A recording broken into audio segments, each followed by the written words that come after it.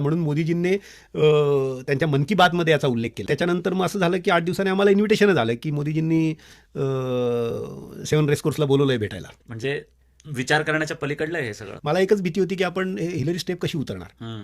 तर तिथे क्लिनिक असतात पण गोळ्या खूप महाग असतात. म्हणजे अगदी $5 क्रोसिनसारखी गोळी तिथे बेस कॅम्पला मिळते. Benefits of blindness. म्हणजे काही दिसतच नाही तर तिची भीती काय वाटणार. म्हणजे हे का मी सांगतोय की जेव्हा मी ब्लाइंड झालो तर माझा शेर्पाने मला सोडलं नाही.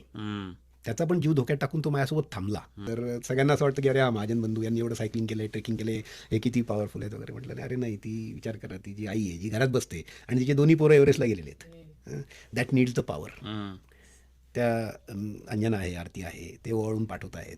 तर त्याला जास्त ताकद लागते. पण मी वाचताना असंही वाचलं ऑनलाईन की या स्पर्धांमध्ये कायम एक सामाजिक जबाबदारी तुमच्यासोबत असायची आणि तुम्ही तसं ठरवलेलं असायचं की मी इतकं पेडल करतोय का, मी इतके किलोमीटर सायकल चालवतोय का, तर मी जर इतके किलोमीटर सायकल चालवली तर त्याच्या बदल्यात मी आदिवासी बंधूंसाठी किंवा अजून सामाजिक आपले जे घटक असतील, जे दुर्बल असतील, त्यांच्यासाठी मला काय करायचं, काहीतरी करायचंय. आणि आम्ही जेव्हा तिकडे अमेरिकेत रेस करत होतो त्यावेळेस इकडे त्या 8 दिवसामध्ये कल्पतरू फाउंडेशनच्या बॅनरखाली आमच्या टीमने जवळपास 350 मोतीबिंदूच्या शस्त्रक्रिया आणि 72 कॉर्नियल ट्रान्सप्लांट शस्त्रक्रिया मोफत केल्या. काही घटक असतात जे की मुद्दामून त्रास देतात. आम्हालाही दिलेला आहे. रात्री बेरात्री थांबून जे सोबत आहे, मोबाईलही हुसकून नेलेला आहे, मोटरसायकलवर येऊन सायकलला त्रास पण दिलेला आहे, मला चक्कर दे म्हणून अगदीच नाहीतर गुंडागिरी पण केलेली आहे. तर हे सगळे अनुभव येणार आहेत.